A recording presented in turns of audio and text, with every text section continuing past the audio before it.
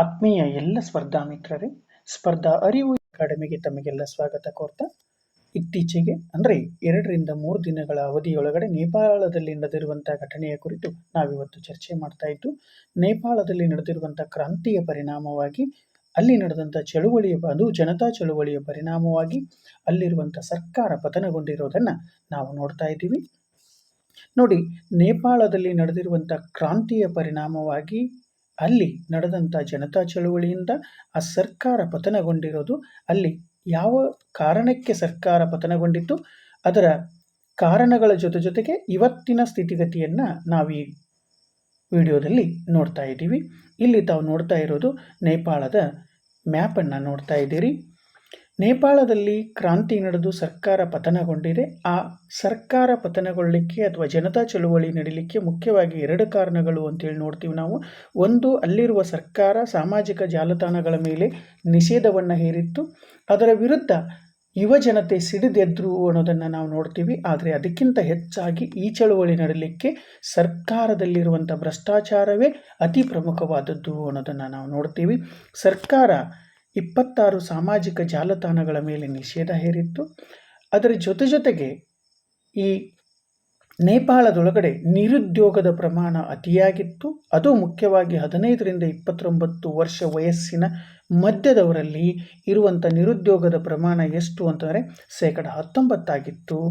ಈ ಥರ ಸಾಮಾಜಿಕ ಜಾಲತಾಣಗಳ ಮೇಲೆ ನಿಷೇಧ ಹೇರಿದ್ದನ್ನು ವಿರೋಧಿಸಿ ಯುವಜನತೆ ಚಳುವಳಿಯನ್ನು ಪ್ರಾರಂಭ ಮಾಡಿದರು. ಈ ಚಳುವಳಿಯನ್ನು ತಡೆಗಟ್ಟಲಿಕ್ಕೆ ಸರ್ಕಾರ ಕೈಗೊಂಡಿರುವ ಕ್ರಮಗಳಲ್ಲಿ ಅದು ಪೊಲೀಸ್ ಕಾರ್ಯಾಚರಣೆಯಲ್ಲಿ ನಡೆದಂಥ ಅವಘಡದಲ್ಲಿ 19 ಜನ ಸಾವನ್ನಪ್ಪಿದ್ರು.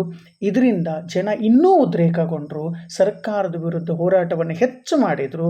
ಎಲ್ಲಿವರೆಗೆ ಹೆಚ್ಚು ಮಾಡಿದರು ಅಂತಂದರೆ, ಸರ್ಕಾರಿ ಕಟ್ಟಡಗಳನ್ನು ಧ್ವಂಸಗೊಳಿಸುವ, ಸರ್ಕಾರದ ಪ್ರಮುಖ ಸಚಿವರ ಮೇಲೆ ದಾಳಿ ಮಾಡುವ, ಪ್ರಧಾನಿಗಳ ನಿವಾಸದ ಮೇಲೆಯೂ ದಾಳಿ ಮಾಡುವ, ಅದರ ಜೊತೆಗೆ ಮಾಜಿ ಪ್ರಧಾನಿಗಳು ಅವರ ಮನೆಗಳ ಮೇಲೂ ಕೂಡ ದಾಳಿ ಮಾಡುವಂಥ ಹಿಂಸಾತ್ಮಕ ಘಟನೆಗಳು ನಡೀಲಿಕ್ಕೆ ಪ್ರಾರಂಭ ಆದ ಮೇಲೆ ಇದರಿಂದ ಹೆದರಿದಂಥ ಅಲ್ಲಿಯ ಪ್ರಧಾನಿ KP ಶರ್ಮಾ ಓಲಿ ಅವರು ರಾಜೀನಾಮೆಯನ್ನು ಕೊಟ್ಟು ಆ ದೇಶದಿಂದಾನೇ ಪಲಾಯನ ಮಾಡಿರೋದನ್ನು ನಾವು ನೋಡ್ತಿದ್ದೀವಿ. ಇನ್ನು ಈ KP ಶರ್ಮಾ ಓಲಿ ಅವರು ರಾಜೀನಾಮೆಯನ್ನು ಯಾರಿಗೆ ಕೊಟ್ಟಿದ್ದಾರೆ ಅಂತಾರೆ, ರಾಮಚಂದ್ರ ಪೌದೇಲ್ ಅನ್ನುವಂಥ ಅಧ್ಯಕ್ಷರಿಗೆ ಕೊಟ್ಟಿದ್ದಾರೆ. ಈ KP ಶರ್ಮಾ ಓಲಿ ಅವರು ಯಾವ ಪಕ್ಷದವರು ಅನ್ನೋದು ತಮಗೆ ಗೊತ್ತಿರಲಿ. ಇವರು Communist Party of Nepal Unified Marxist Leninist ಅಂತೇಳಿ ಕರಿತೀವಿ, ಅಥವಾ CPN-UML ಅನ್ನುವಂಥ ಪಕ್ಷದವರು. ಇನ್ನು ನೇಪಾಳದ ಬಗ್ಗೆ ನಾವು ನೋಡಿದೀವಿ ಅಂತಂದರೆ 1973 ಒಳಗಡೆ ರಾಜಪ್ರಭುತ್ವದ ವಿರುದ್ಧ ಆಂದೋಲನ ಪ್ರಾರಂಭ ಆಗಿತ್ತಲ್ಲ, ಆ ಆಂದೋಲನದಲ್ಲಿ ಈ KP ಶರ್ಮಾ ಓಲಿ ಅವರು 1973 ಒಳಗಡೆ ಬಂಧನದಲ್ಲಿದ್ದರು.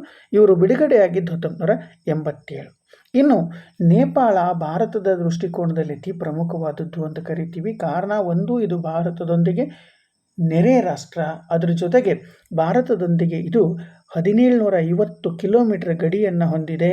ಭಾರತ ಮತ್ತು ನೇಪಾಳದ ಮಧ್ಯೆ ಇರುವಂಥ ಈ ಗಡಿಯ ದಂಡೆಗೊಂಟ ಯಾವುದೇ ಥರದ ಬೇಲಿಗಳು ಇಲ್ಲ.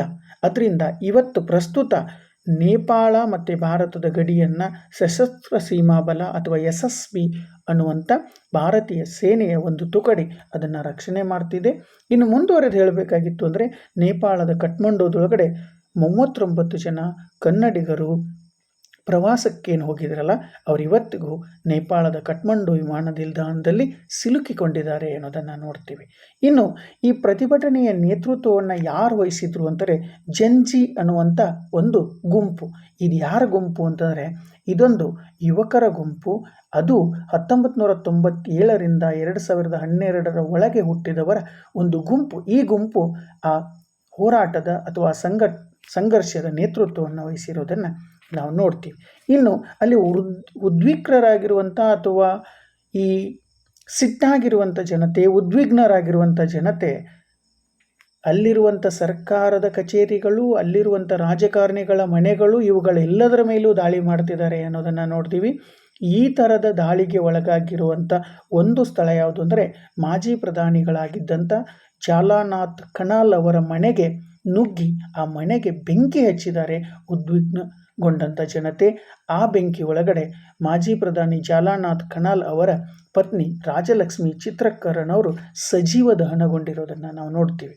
ಇನ್ನು ಈ ನೇಪಾಳದಲ್ಲಿರುವಂಥ ಸರ್ಕಾರಗಳ ಬಗ್ಗೆ ಏನಾದರೂ ಹಿನ್ನೆಲೆ ನೋಡಿದೀವಿ ಅಂದರೆ ನೋಡಿ, ನೇಪಾಳದಲ್ಲಿ ಇದುವರೆಗೂ ಯಾವ ಒಂದು ಸರ್ಕಾರವು ಸಂಪೂರ್ಣ ಅವಧಿಯಾಗಿರುವಂಥ 5 ವರ್ಷಗಳನ್ನು ಮುಗಿಸೇ ಇಲ್ಲ.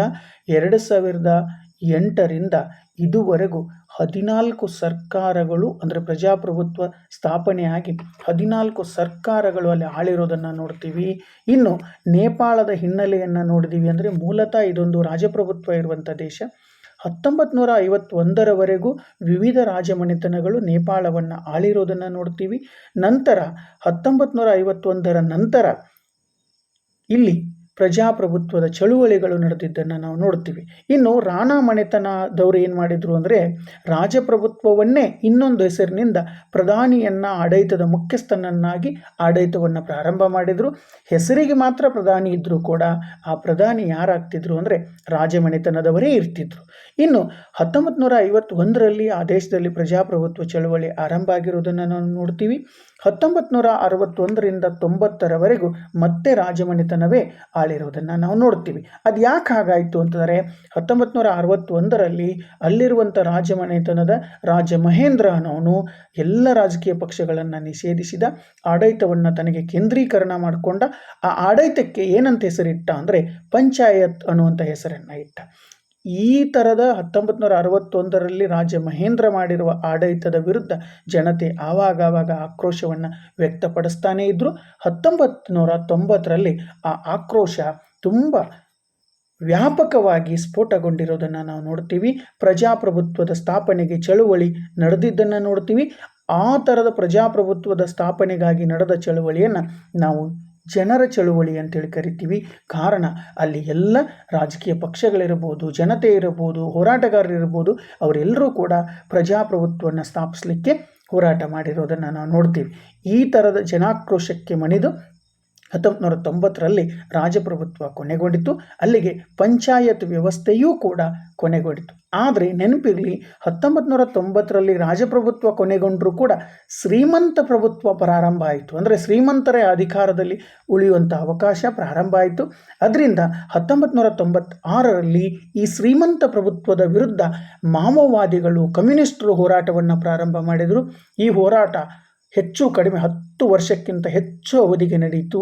ಈ ನಾಗರಿಕ ಸಂಘರ್ಷದಲ್ಲಿ, ಆಂತರಿಕ ಗೊಂದಲದಲ್ಲಿ ಸುಮಾರು 17,000ಕ್ಕಿಂತ ಹೆಚ್ಚು ಜನ ಪ್ರಾಣವನ್ನು ಕಳ್ಕೊಂಡ್ರು. ಕೊನೆಗೆ 2008ರಲ್ಲಿ ರಾಜಪ್ರಭುತ್ವ ಸಂಪೂರ್ಣ ನಾಶ ಆಯಿತು. ಅಲ್ಲಿಗೆ ಆ ದೇಶ ಸಂಪೂರ್ಣ ಪ್ರಜಾಪ್ರಭುತ್ವ ದೇಶ ಆಗಿ ಪರಿವರ್ತನೆಗೊಂಡಿತು. ಇನ್ನು ಅಲ್ಲಿದ್ದಂಥ ಕೊನೆಯ ರಾಜ ಯಾರು ಅಂದರೆ ಜ್ಞಾನೇಂದ್ರ. ಇವರು ಕಠ್ಮಂಡುದೊಳಗಡೆ ಸಾಮಾನ್ಯ ಒಬ್ಬ ನಾಗರಿಕರ ಥರ ಬದುಕ್ತಾ ಇರೋದನ್ನು ಇವತ್ತು ನಾವು ನೋಡ್ತೀವಿ. ಇನ್ನು 2015ರಲ್ಲಿ ಈ ದೇಶ ನೂತನ ಸಂವಿಧಾನವನ್ನು ಅಳವಡಿಸಿಕೊಂಡಿದೆ. ಇನ್ನು ಇವತ್ತೇನು ರಾಜೀನಾಮೆಯನ್ನು ಕೊಟ್ಟಿದ್ದಾರಲ್ಲ KP ಪ್ರಸಾದ್ ಶರ್ಮಾ ಓಲಿ ಅಥವಾ ಖಡ್ಗ ಪ್ರಸಾದ್ ಶರ್ಮಾ ಓಲಿ, ಇವರು 2015ರ ಅಕ್ಟೋಬರ್ದಲ್ಲಿ ಪ್ರಥಮ ಬಾರಿಗೆ ಪ್ರಧಾನಿಗಳಾಗಿದ್ದರು. 1 ವರ್ಷ ಆಡಳಿತವನ್ನು ನಡೆಸಿದಾದ ಮೇಲೆ ರಾಜೀನಾಮೆಯನ್ನು ಕೊಟ್ಟರು.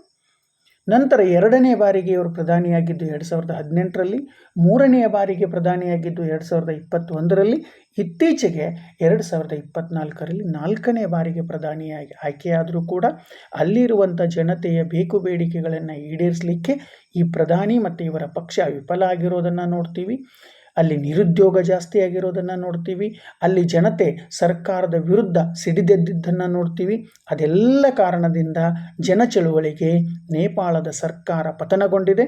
ಈಗ ಸದ್ಯಕ್ಕೆ ಮಧ್ಯಂತರ ಸರ್ಕಾರದ ಸ್ಥಾಪನೆಗೆ ಪ್ರಯತ್ನಗಳು ನಡೆದಿದ್ದು ಆ ದೇಶದ ಮಾಜಿ ಮುಖ್ಯ ನ್ಯಾಯಾಧೀಶ ಆಗಿರುವಂಥ ಸುಶೀಲಾ ಕರ್ಕಿ ಅವರನ್ನು ಆ ದೇಶದ ಮಧ್ಯಂತರ ಸರ್ಕಾರದ ಮುಖ್ಯಸ್ಥರನ್ನಾಗಿ ಆಯ್ಕೆ ಮಾಡಲಿಕ್ಕೆ ಅಲ್ಲಿರುವಂಥ ಗುಂಪುಗಳು ಒಪ್ಕೊಂಡಿದ್ದಾವೆ ಅನ್ನೋದನ್ನು ನಾವು ನೋಡ್ತೀವಿ. ಇನ್ನು ಭಾರತದ ಪಕ್ಕದಲ್ಲಿರುವಂಥ ರಾಷ್ಟ್ರಗಳಲ್ಲಿ ಈ ಥರದ ದಂಗೆಗಳು, ಈ ಥರದ ಸರ್ಕಾರದ ಪತನಗಳನ್ನು ನಾವು ಇತ್ತೀಚೆಗೆ ನೋಡ್ತಿದ್ದೀವಿ.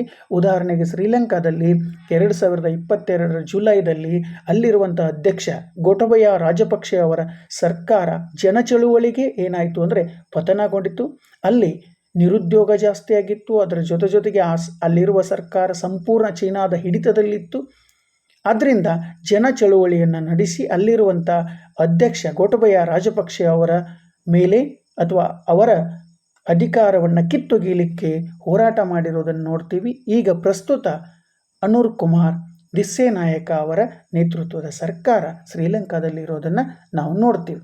ಇನ್ನು ಈ ಶ್ರೀಲಂಕಾದ ತರಹನೇ ಅಂದರೆ ಈಗೇನು ಶ್ರೀಲಂಕಾದಲ್ಲಿ ಈಗ ಸದ್ಯದ ಮಟ್ಟಿಗೆ ಅನುರ್ ಕುಮಾರ್ ದಿಸ್ಸೆನಾಯಕ ಅವರ ಸರ್ಕಾರ ಇದೆಯಲ್ಲ, ಅದೇ ತರಹದ ಇವತ್ತಿಗೆ ನಾವು ನೋಡ್ತಾ ಇರೋದೇನು ಅಂತಂದರೆ 2024ರಲ್ಲಿ ಬಾಂಗ್ಲಾದೇಶದೊಳಗಡೆನೂ ಕ್ರಾಂತಿಯಾಗಿದೆ. ಅಲ್ಲಿರುವಂಥ ಪ್ರಧಾನಿಯಾಗಿದ್ದಂಥ ಶೇಖ್ ಹಸೀನಾ ಅವರ ಸರ್ಕಾರ ಪತನಗೊಂಡಿತ್ತು.